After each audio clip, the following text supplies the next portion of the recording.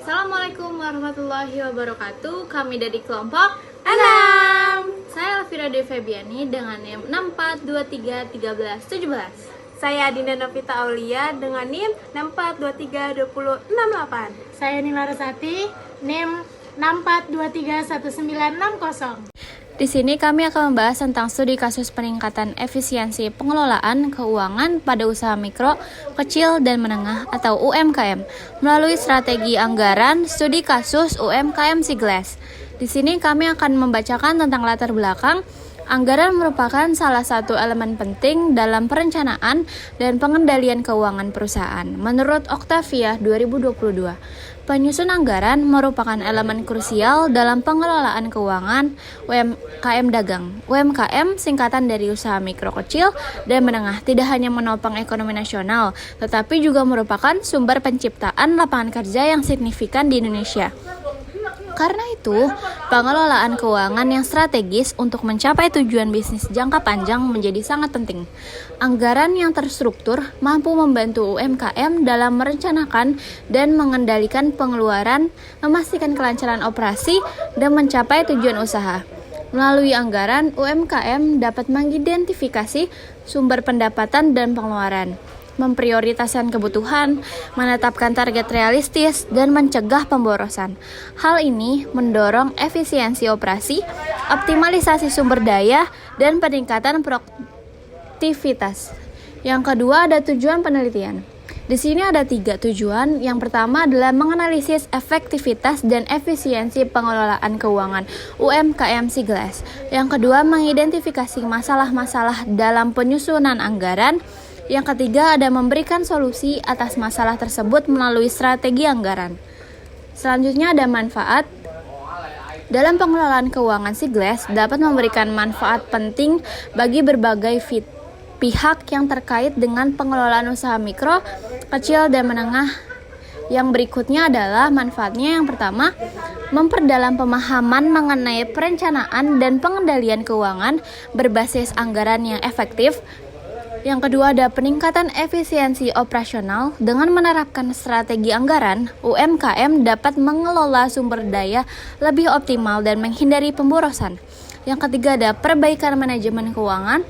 Solusi seperti pemisahan rekening usaha dan pribadi serta pencatatan keuangan terstruktur dapat membantu pelaku UMKM dalam memonitor dan mengontrol keuangan secara lebih baik. Yang keempat ada menjadi studi kasus yang relevan untuk menganalisis hubungan antara strategi anggaran dan keberhasilan pengelolaan usaha. Yang terakhir ada meningkatkan daya saing UMKM. Dengan anggaran yang efektif, UMKM dapat lebih kompetitif di pasar, baik lokal maupun global. Oke, selanjutnya ada studi kasus. Makalah ini menyoroti permasalahan dalam pengelolaan keuangan UMKM Sigles melalui pendekatan strategi anggaran. Berdasarkan studi kasus yang disusun, berikut adalah analisis mendalam terkait aspek-aspek utama. Yang pertama itu ada identifikasi masalah dan dampaknya. Masalah utama dalam pengelolaan keuangan Sigles berdampak langsung pada efisiensi operasional dan berkelanjutan usaha. Ada poin-poin yaitu ketidakjelasan arus kas. Tanpa pencatatan yang baik, arus kas masuk dan keluar sulit dipantau, sehingga pengambilan keputusan keuangan menjadi kurang akurat. Poin kedua ada pencampuran keuangan pribadi dan usaha, mengakibatkan hilangnya transparansi dalam perhitungan laba rugi yang pada gilirannya menyulitkan pengelolaan modal usaha. Poin ketiga itu ada kurangnya penyisihan keuntungan. Tanpa investasi kembali, Sigles kehilangan peluang untuk ekspansi dan peningkatan kapasitas produksi. Lalu yang kedua ada efektivitas solusi yang diusulkan. Solusi yang diberikan dalam studi kasus memiliki potensi untuk menyelesaikan masalah.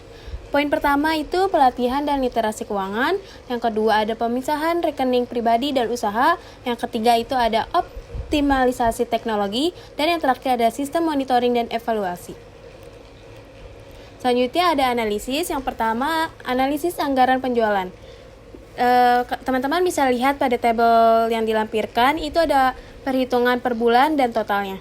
Yang pertama itu jumlah unit terjual pada bulan pertama 450, lalu harga jualnya 11.000 dan anggaran penjualannya itu 4.950.000. Lalu di bulan kedua jumlah unit terjual 450 sama dengan bulan pertama.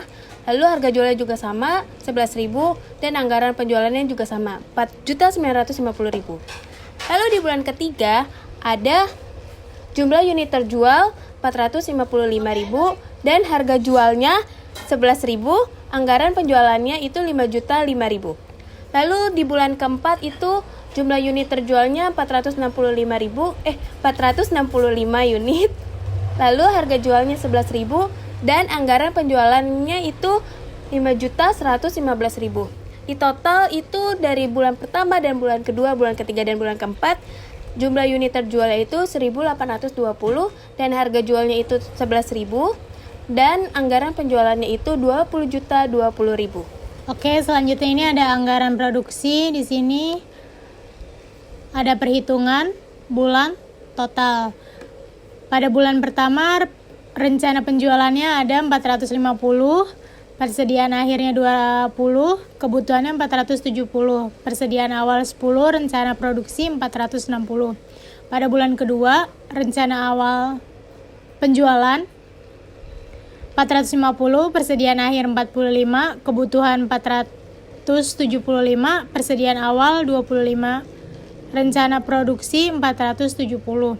Pada bulan ketiga di sini rencana penjualannya 455, persediaan akhirnya 70, kebutuhannya 485, persediaan awalnya 50, rencana produksinya 480. Selanjutnya terakhir pada bulan keempat rencana penjualannya 465, persediaan akhir 90, kebutuhan 490, persediaan awal 70, rencana produksi 485. Selanjutnya ada anggaran pokok produksi per unit. Di sini teman-teman bisa lihat di layar ada keterangan dalam unit, harga dalam bentuk rupiah. Pembelian bahan bakunya 300 unit.